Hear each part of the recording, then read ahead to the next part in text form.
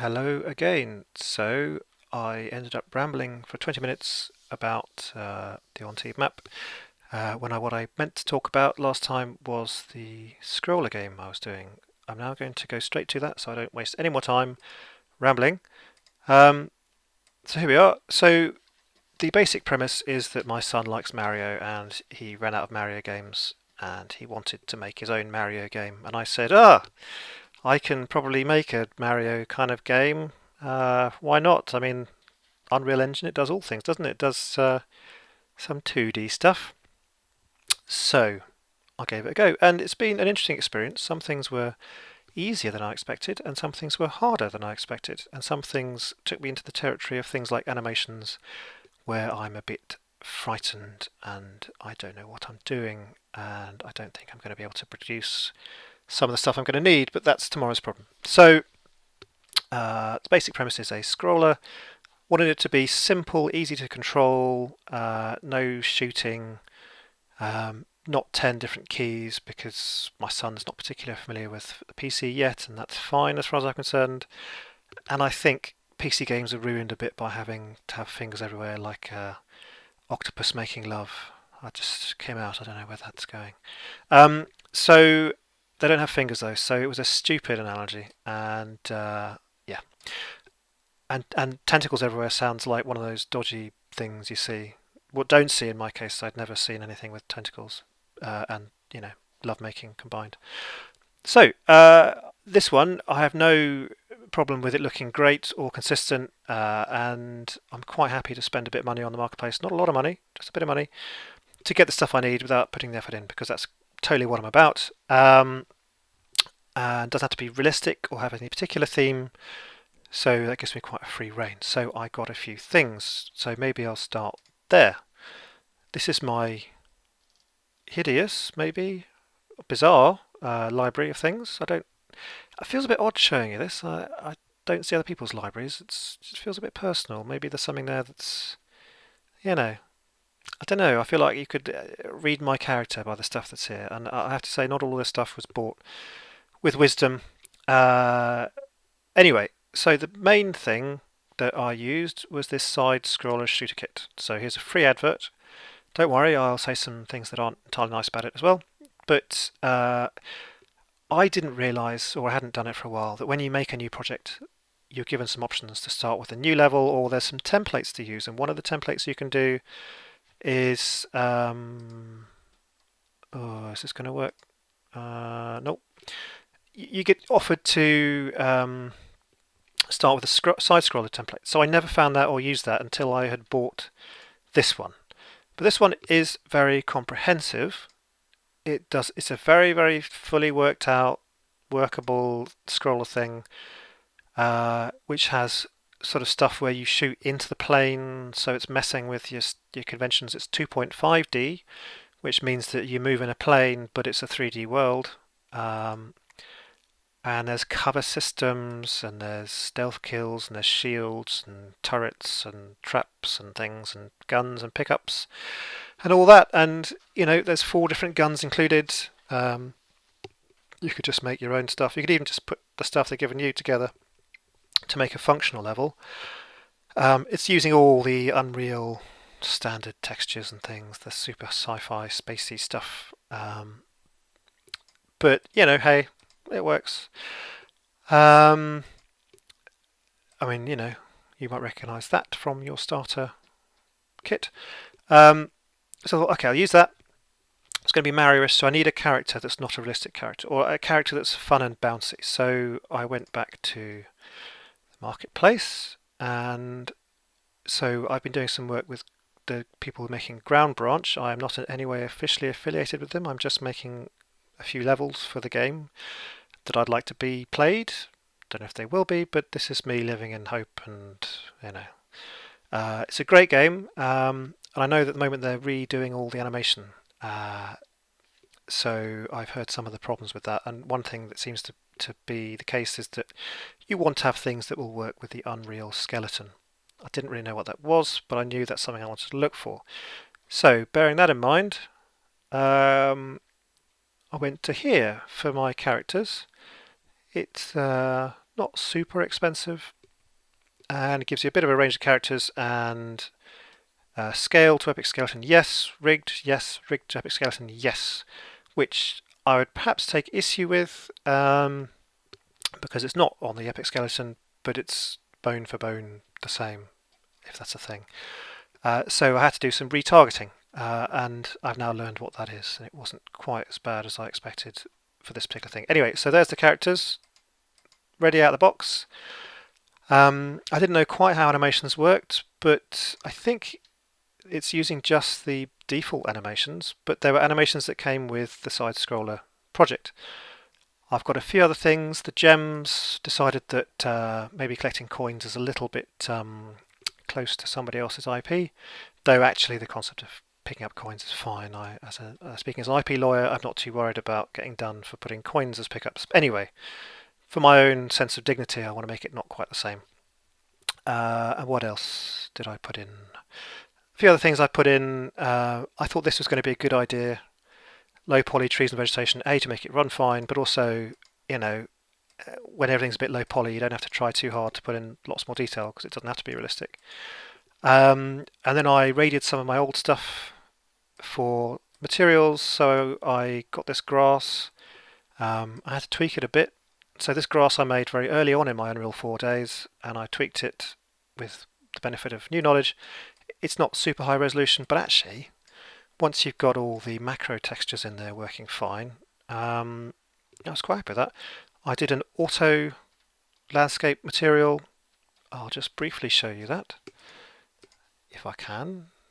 Landscape materials.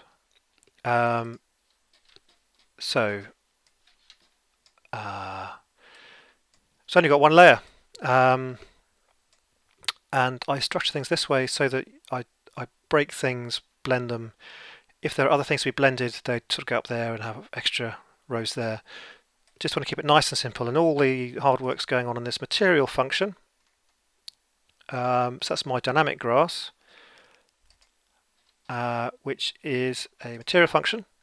This is my only one, and this is a I suppose dynamic material. I copied this from somewhere else, forgot where it was, so I've copied a copy I made.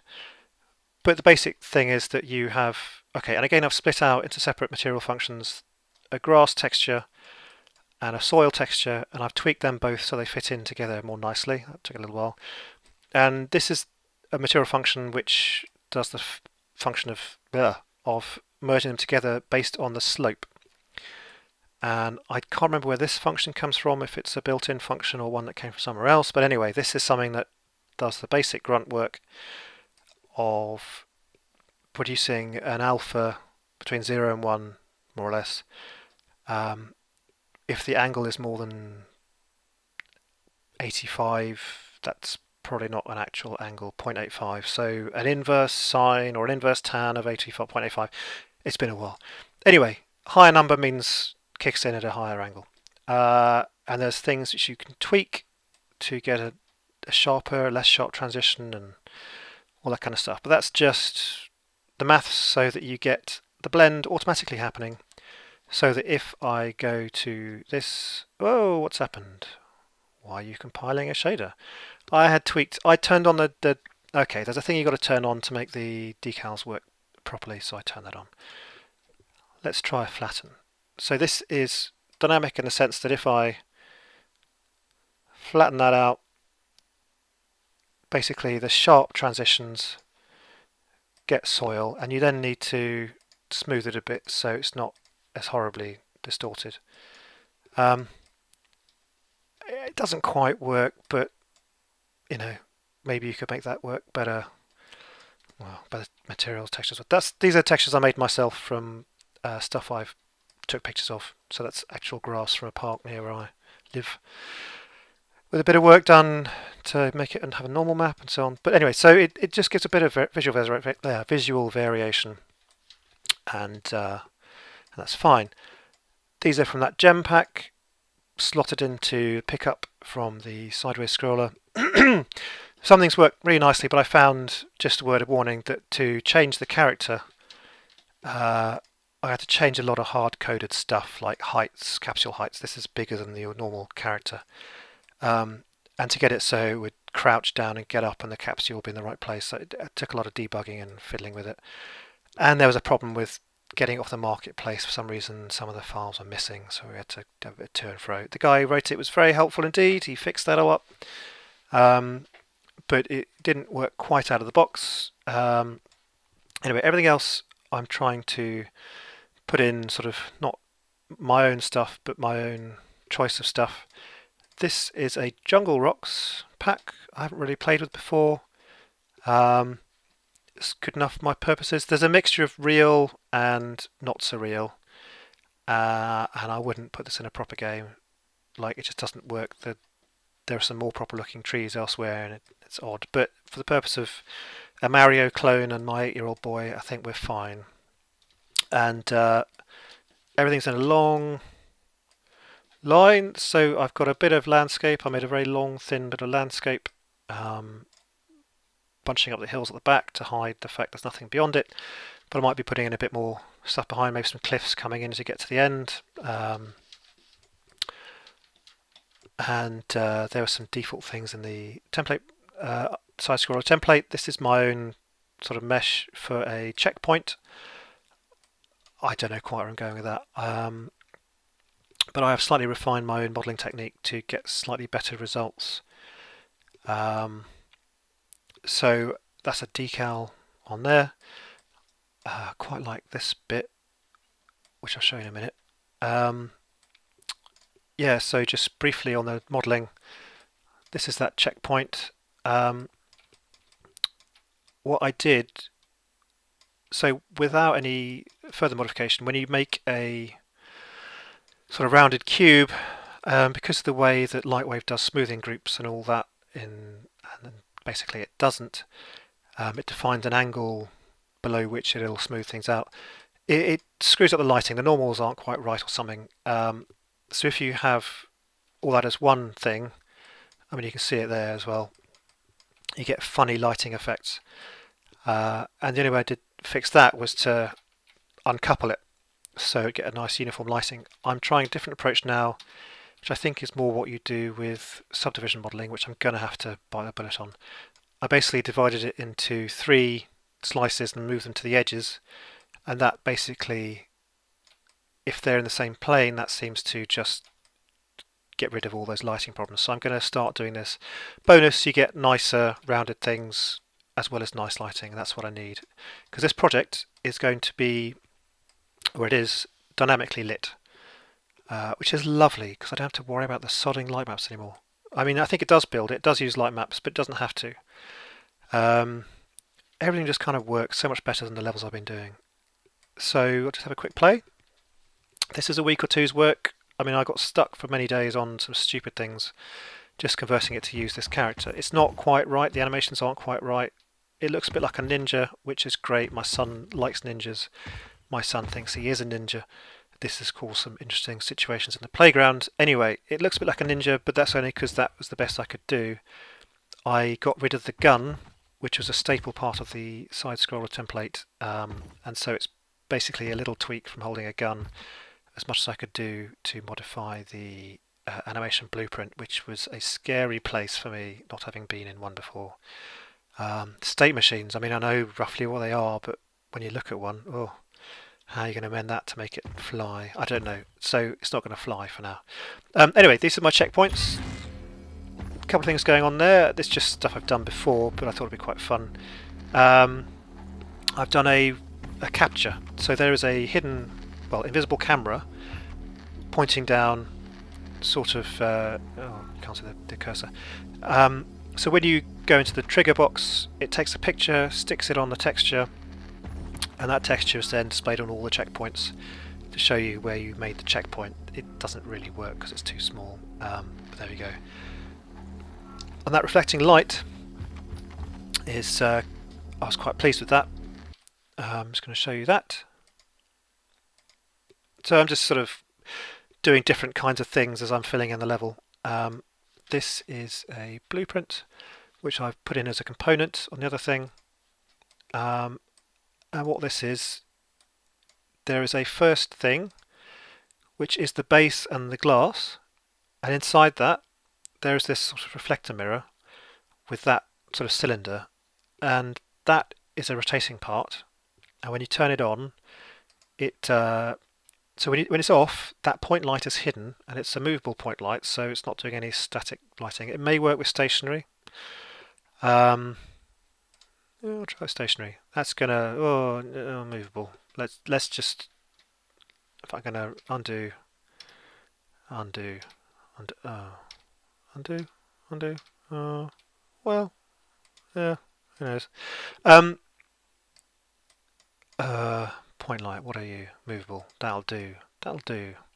And when that rotates around, it just on the fly works out where the light is occluded, and it works. And even when the light's on, is that going to work? When you're using components of things, it's a pain to find all the bits you need. What am I missing? Most things. Switched on. So that's the point light, but actually it kind of reflects properly. So you get a pretty good sort of light effect from just the physics of it working out, because that's a very shiny thing and it's using the reflection doodahs. Yeah, and in the blueprint, when it's switched off, it hides the light, and when it's switched on, it starts that rotating, and actually it gives quite a natural, where am I going? Quite a natural sort of effect. So let's see. So it could be better, but and the refraction's doing its refractiony thing, and you don't get to see it close up. But if you did, don't know if you can quite tell, but I've tried to make it obvious there's glass in the way and to create some sort of artifacts with it, and that is by just doing some simple maths with the materials. In most cases, wherever possible, try and do just some simple maths with materials. So I made a glass texture. This is just something I whipped up. I've made the base color scale differently to the refraction for no particular reason. Put a green tint on it. So this is a starter. So it's actually concrete. It's a fixed opacity. So at that opacity, you don't really see the concrete texture, but it gives a bit of variation. The main thing that's going on is this refraction. So I've multiplied it to sort of bring it into the range of 1 to 1.2, which is where you want most of your refraction to be for glass, and clamped it within those regions. So it's mostly uniform, either 1.05 or 1.2, and the bits in the middle sort of give it a bit of the variability to give it those sort of flecks. That's just the way I've chosen to do it, but I've struggled to make realistic glass, but that's kind of it. And when it's full on red, it doesn't really pick up the green, so I was pretty happy with that. Yeah. What else have I done? So the sounds are from the template. These signs, nothing special, but I've made them nice and simple. So you can edit the text and all the properties. This is a text render object, which suffers from the limitation that there's only one font you can use, and it's clearly the Unreal font. But again, for the purpose of my 8-year-old, I thought this would do. You change the scale, the color, whatever. I made another blueprint where you've got two things you can set up. Wilbows is, I think I want to undo that before I forget. My son's called Will, so this character is a Wilbow. And Snarks are, I don't know, the bad guys. A few things that you get with the template thing. You get camera changes, which you'll see in a minute. So let's carry on. And this is stuff I've just been putting together, one thing at a time. I wanted to have a few things to introduce you slowly to the keys, so they have to jump to get over. Pick up the gems, don't do anything at the moment. There's a camera change to try and get you to think about maybe going up there. And what's nice about the template is that it does that. I had to tweak it a lot to work with a different size character. There's a problem with the camera glitches every time you finish the pull-up bit, for reasons. I spent a long time tweaking that, and I'm not going back there for a while. Took me a little while to get that thing to hover. What you've got there, let me just, ooh, big noise. It's glitching a bit, probably because of the video recording. Just get to the end of the bit I've done so far. There's another soul freeze. More of a close-up, so you can see more easily the snapshot is taken, so you can sort of see the ramps in the background. And on it goes, and there'll be some AI soon. What I'm dreading is putting in the monsters that fight you, because any kind of animation and AI stuff is outside my ken right now. But it's going to have to happen. But for now, that's the environmental stuff. And this, I don't know why I was doing that. It's all kind of stock starter materials. Made that quite quickly in Modeler. But what you've got there is so it's a blueprint. If we go to the blueprint, dump to dump, that would be a mesh. Why? No.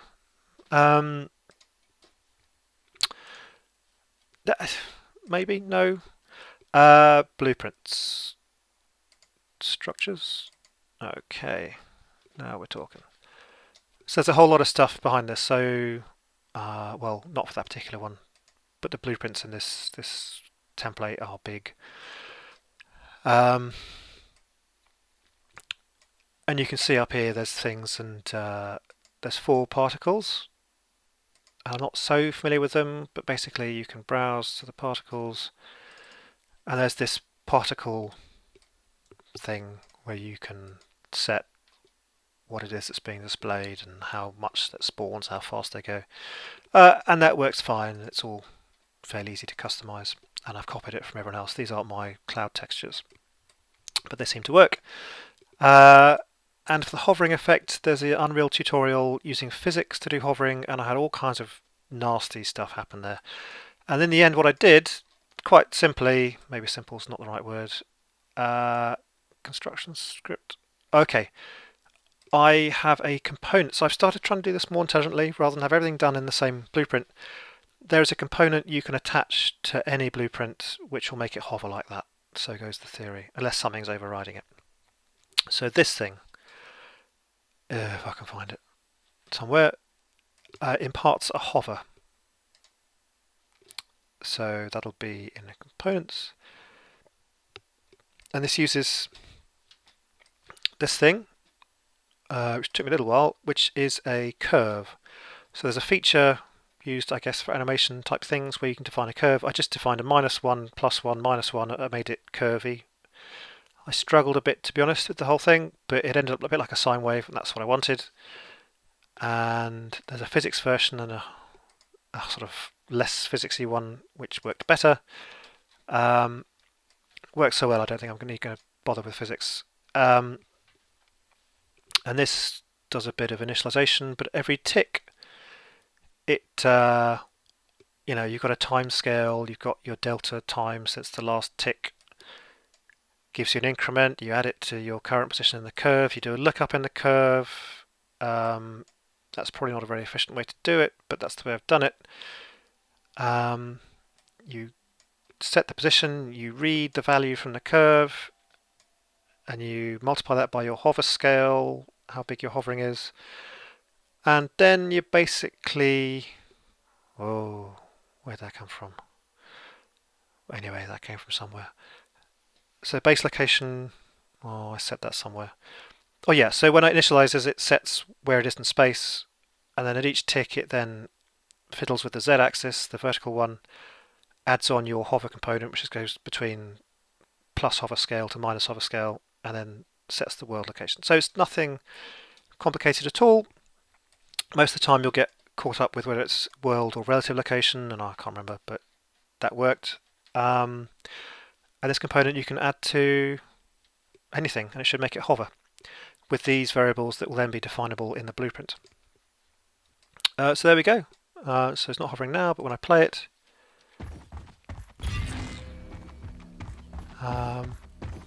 it will hover. I haven't quite worked out my game logic. I think I won't have lives, but these gems will give you limited resistance to the monsters. Alright, that's beginning to glitch. Yeah. And the camera movement is tied exactly to the movement of the character, so any glitches like that show up straight away. Anyway.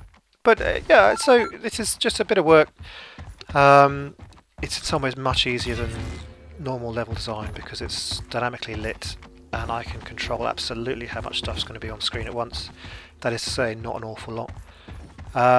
Collisions, mostly get it to do it itself. Anything out of plane I'm not too fussed about. Using a lot of stock stuff.